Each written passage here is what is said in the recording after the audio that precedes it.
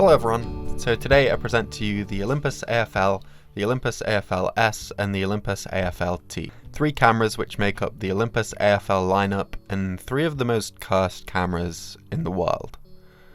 So we'll start with a little history. The first AFL came out in 1983/1984 and it was loved by everybody, including Andy Warhol. Why?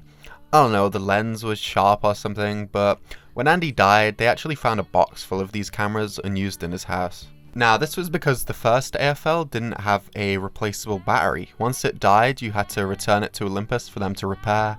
Nowadays, you can just resolder one yourself, which is what I've attempted to do more times than I'd like to admit. But the non-replaceable battery isn't the only issue with this camera. They're prone to a lot of electrical faults, so pretty much every listing of this camera you can find is going to be either untested or for spares and repairs, and while you think you might just be able to buy one of these, solder in a new battery, and then hey presto, you've got a working camera for quite cheap, that's often not the case. Now, each one of the 4 AFLs I've tried to repair all came alive when I swapped the battery, but they had other issues, like it wouldn't rewind, it would only rewind, the autofocus was broke, the flash was broke, just nothing good. So eventually I swallowed my pride and decided to get the AFL-S, the cooler, sleeker, replaceable battery, younger version of this camera that changed nothing but the design, added DX coding, and a non-stupid way to change the battery. But hey, guess what? There was another issue. It was dead. And admittedly, I'm not the best with electronics, so I quickly passed the point of no return. But no worries, right? I'll just get another AFL-S and try again. And you know what? It worked.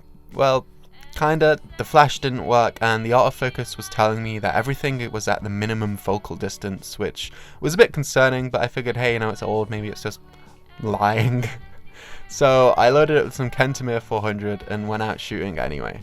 Now, a few days later, once I finished that roll of meh photos, the camera wouldn't rewind.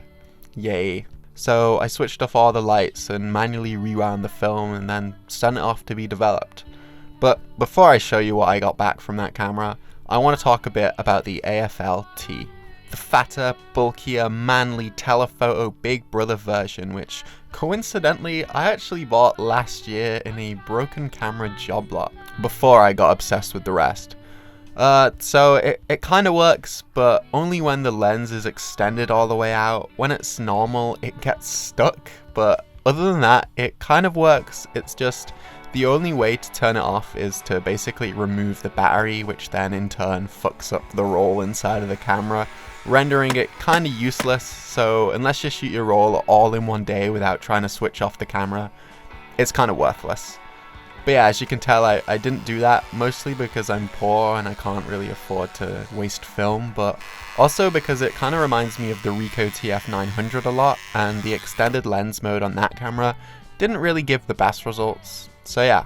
Now, actually looking at the listings of the AFL-T, it's safe to say there's a lot more working versions out there, but to be honest, it's a bit overpriced. But anyway, that doesn't matter. Now it's time to look at the photos I got back from the AFL-S. And well, yeah, as you can see, I was right about the autofocus. It was broken. I think that if the focus did work, it actually would have given me some kind of nice results, but honestly, at this point, I'm kind of sick of these cameras. It's very much the one that's got away again, and I can't really justify buying any more broken versions and trying to fix them. This camera is well and truly cursed. Now, as for this AFL-S that kinda works, I don't think I'm ever gonna shoot with it. It's just not practical to manually rewind the film each time and then also not have a working flash. So yeah, let me know if you have or find a working version of the AFL or the S. I don't really care about the T. I buy a lot of cameras based on how they look, and the AFL-T is pretty ugly. So yeah, let me know if you're part of the AFL gang, a club that's more exclusive and harder to get into than the Leica/Contax gang. So yeah, thanks for watching.